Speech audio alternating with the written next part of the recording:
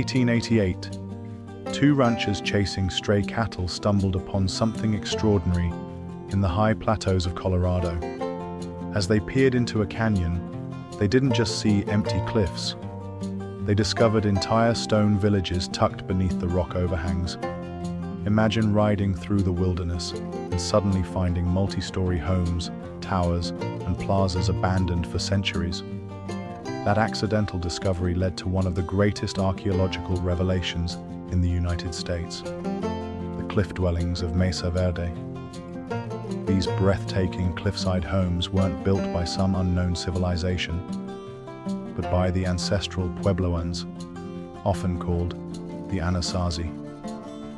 For over 700 years, they lived on the mesas, farming corn, beans, and squash.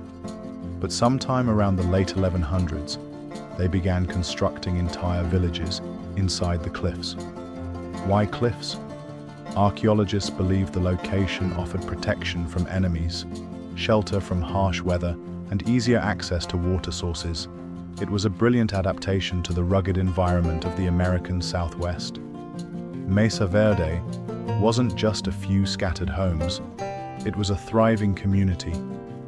At its height, more than 30,000 people lived in the region, making it one of the most sophisticated centers of ancient North America.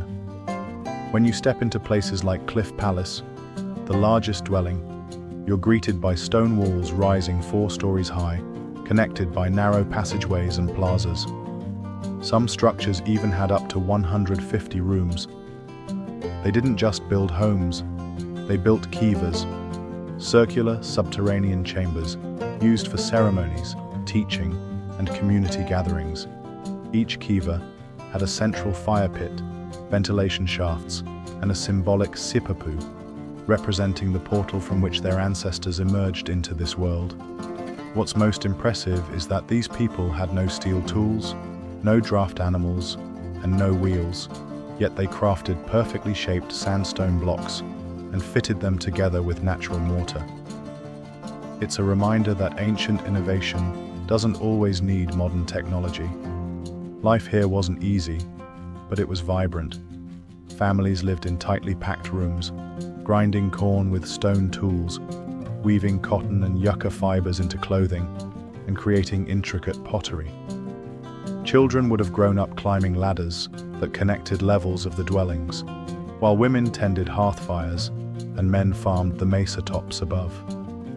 Imagine the sound of grinding stones echoing through the canyon, fires crackling in the kivas, and the smell of roasted corn drifting from stone courtyards.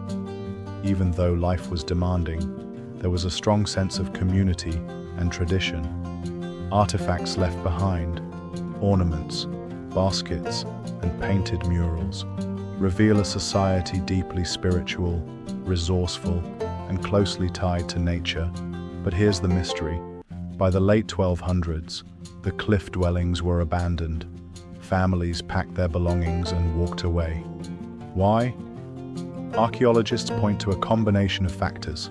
A 50-year drought struck the region, drying rivers and making farming nearly impossible. At the same time, evidence suggests rising conflict and social tension. Some theorists even believe religious and cultural changes influenced the move. Whatever the cause, the people migrated south and east, joining communities that are the ancestors of today's Pueblo tribes in New Mexico and Arizona. For them, Mesa Verde is not a lost city, but a sacred homeland, a place where their ancestors' spirits still reside. After its rediscovery in the late 1800s, Mesa Verde became a site of fascination. Unfortunately, treasure hunters and early explorers looted many artifacts, damaging what had been preserved for centuries. Recognizing its importance, President Theodore Roosevelt established Mesa Verde National Park in 1906, making it the first national park created specifically to protect archaeological treasures. Today, it's also a UNESCO World Heritage Site, attracting nearly 500,000 visitors every year. Archaeologists continue to study the dwellings, piecing together how people adapted to their environment and how they passed on their knowledge across generations.